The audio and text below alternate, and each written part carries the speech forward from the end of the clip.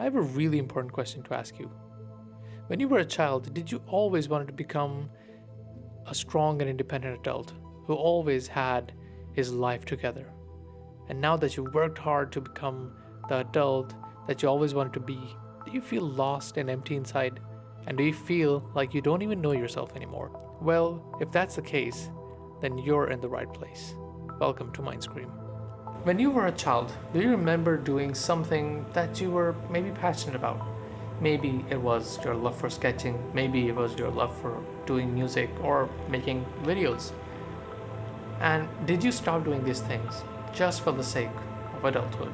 Okay, so trying to find out who you really are may require you to go back in time to your childhood.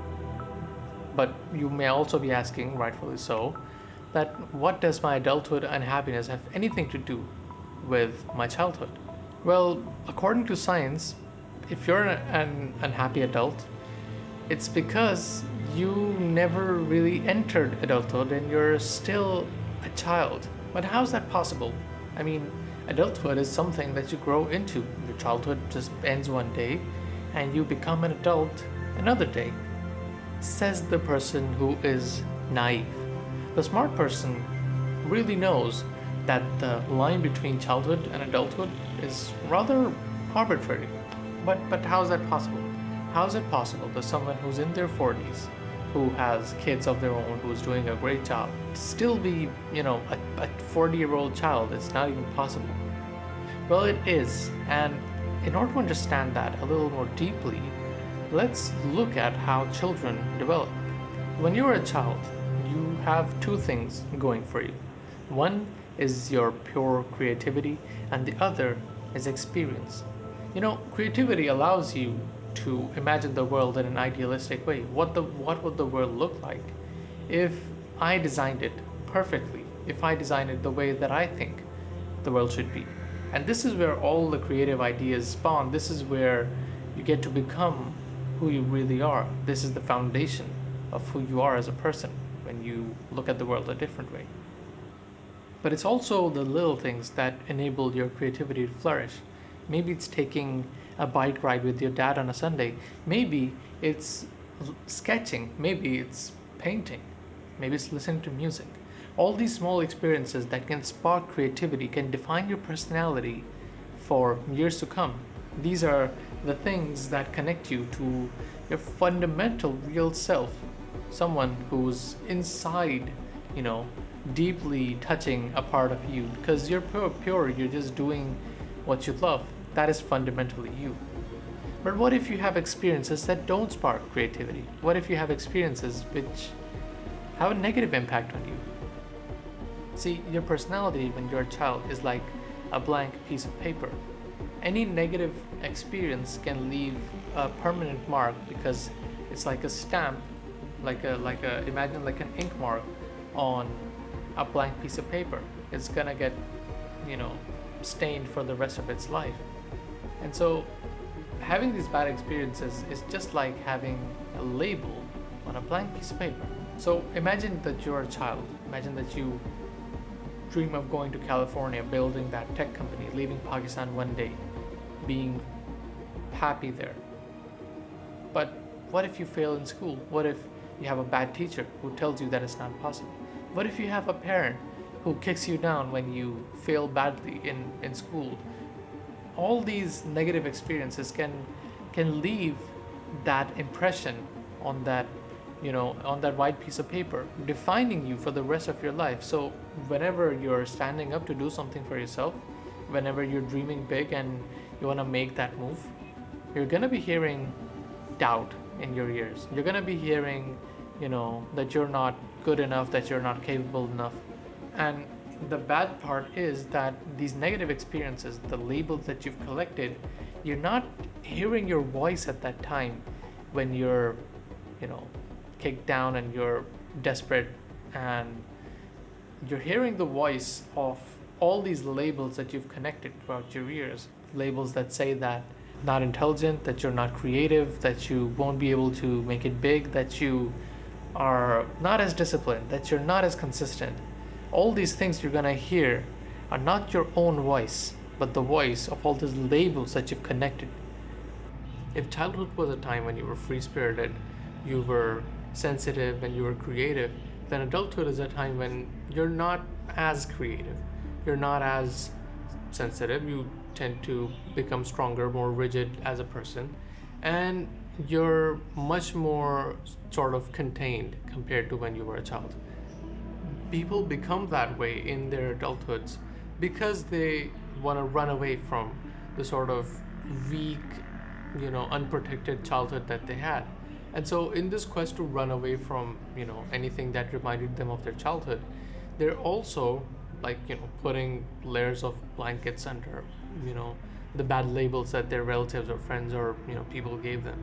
But they're also putting the blanket over something which defines them, which is their creativity, which is something that they used to love, which they just threw away because it reminded them of their weak and unprotected childhood. And so, how do we, like now we're older now, we want to do things that we want to do, not things that the society tells us. And so, how do we find our real selves? How do we find from under that, blank, under that mountain of blankets? Where do we find our real selves? And in order to do that, we need to raise a child. Raise a child physically? No. But raising your own child, raising your own inner child, your real self. Are you spinning? I mean, think about it. Are you spinning? If you think hard enough, you realize that you are spinning, because you're sitting on this massive ball of rock, just spinning at like this ridiculous speed, going through space, revolving around these galaxies and everything, and that galaxy is revolving around something else. You realize that you are in space, but you just don't recognize it, because in your frame of reference, you're just on Earth. This is home. If you're trying to explore yourself, it's similar to exploring space. You are inside of you, but trying to find your real self inside this whole, jumbled mess is really tough. So how do you do that? Well, just like exploring space, you need a rocket and a spaceship. And just like, if you want to explore yourself, you're going to need some special tools to find out. Before going into the tools, let's break down our thoughts into two parts. One is the negative part, or one is the positive part. So the tool which allows me to, control or regulate myself the best, and that is CBT. So let's look at CBT a little further. So what CBT is akin to, you feeling very, very scared in the middle of the night because you see someone in the middle of, in the corner of your room standing and looking at you. And you don't understand, like, I don't understand who's in this room. Maybe they might hurt me. Maybe there's some burglar. I don't know. Maybe it's a ghost. And you turn on the light and you find out that it was just a coat hanger. So CBT basically allows you to see that the emotion, the strong emotion that you're feeling, is basically just a coat in the corner of a room. So how does this work? Well, CBT works by basically breaking down any sort of situation and breaking it down into small parts, so you can sort of understand what's in your nuggets or in your sausage. So the first part is, what is the situation that you're in? Maybe you're doing the dishes and your partner doesn't do their part, so you feel an emotion, which is anger. The next thing is a thought. Okay, it could be interrelated. It's a debate. I don't know if I'm right or wrong at this point, but thoughts could trigger emotions and emotions could trigger thoughts. That's as far as I can remember from my psychology class. So what is the thought that comes up later on? And that thought could be that, oh my God, I don't understand why she's so lazy, why she's so selfish, and this and that, right? So there's a thought. And then there's a bodily sensation. Maybe you're feeling, a little tingling in your leg. Maybe you're feeling something else. I don't know. I'm not as good as identifying my bodily sensations, but you get the picture. So if you break down any situation, any time when you're feeling very, very angry or very emotional, if you break it down into its fundamental parts and you identify those, then its effect basically dies down very, very quickly. And if you sort of build the habit of building these elaborate dictionaries of emotions and situations, so, you know, in the future, you have such a big sort of vocabulary that whenever you're feeling this emotion and this thought, you understand that it's this situation. You know, so basically helping you to regulate in situations where you previously would have failed, previously would have acted out of your sort of childhood tantrums, right? And so to raise yourself and to get away from all these sort of labels that people have attached to you, you need to understand that, you know, you need to break down your thoughts and to not function on the thoughts that, you know, were given to you by childhood, you know, like automatic responses built during childhood, but you need to build your own. And that's how you gain control over your own thoughts. This is how to deal with the negative parts of your emotions, how to deal with the positive ones. And so for the positive ones, I want you to think back to a time when you were a child, when you felt like you were in therapy, like you were in meditation. What was the thing that you did? Maybe it was, you know, sketching out something. Maybe it was listening to music. Maybe it was, you know, playing computer games. Who knows? Maybe it was building a computer game. Trying to find out what makes you fundamentally you requires us to use a special tool, and that tool is called the self-regulation list. So what a self-regulation tool is it's a list of all the resources that you have at your disposal that give you peace.